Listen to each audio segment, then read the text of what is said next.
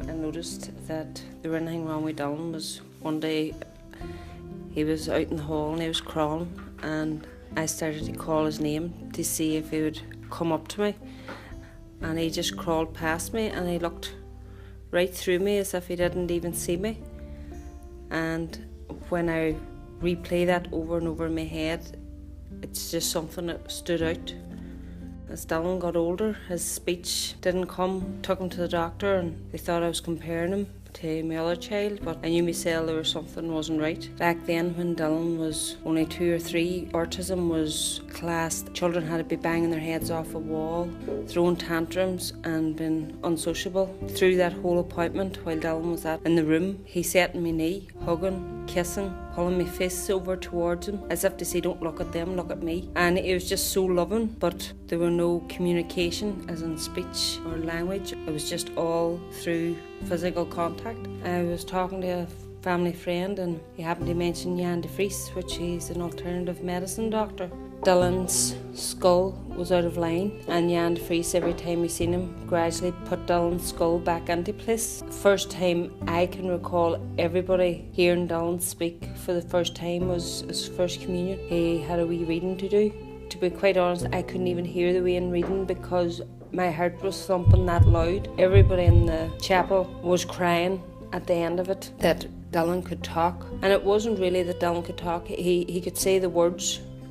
He could read the words, but he didn't understand them. Dylan had to get everything broken down into very simple language. Like, he couldn't process a sentence like me and you. It would have to be broke down into different sections and explained and showed to him before he would understand. And it wasn't just on a one-off occasion. This had to be done with everything Dylan done, because the way it was explained to me that Dylan's drawers in his brain was all mixed up, so that means he just can't sequence things the way we would. So everything was very basic and very visual.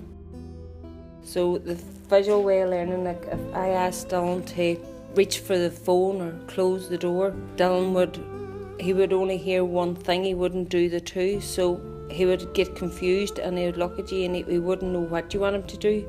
The way Dylan got frustrated, he would have cried. So what it would involve would be me getting up and saying, Dylan, I wanted the phone and I wanted you to close the door. And I would show him to close the door. So the next time I would say to him, Dylan, close the door, he would know what I meant, but he would need to be physically shown it before he could do it. He was very, very intelligent in other ways. A resource teacher came to school. She was actually a special needs teacher. That one day she left him in the room for 5 minutes and her laptop was turned off. When she went back in, Dylan was sitting on the laptop playing a game. And she says that he didn't know her password to get into it. To this day, we don't know how he can do things like that. And she would have done baking with him, and he would have told her about how long was left. Like if a thing took 60 minutes and it was in for 35, how much flour to put in. In that way of things, just understood.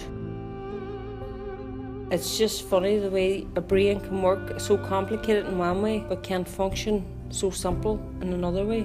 Because of this, Tracy asked me, would I think about getting him tested again for autism? I says yes. Me and Dylan went up to see Dr. McGuire. He started to talk to Dylan. Dylan just wasn't taking him on. He was looking at the ceiling, he was looking everywhere and just didn't acknowledge him. But Dylan would be a Liverpool supporter and he had on his Liverpool jersey because that was all he wore. The doctor said to him, I see you're a Man United supporter. It was just like somebody turned a light bulb on in my Wayne's head. The doctor just looked at me and says, your son has Asperger's. Although I knew myself for over a number of years, to hear somebody say it just after seeing your son for 5 minutes, that it was that noticeable, why people missed it for all those other years. But Dylan did receive all the help he could have possibly have got, and that's just something I have to be really grateful that he has came such a long way and has a long way to go yet.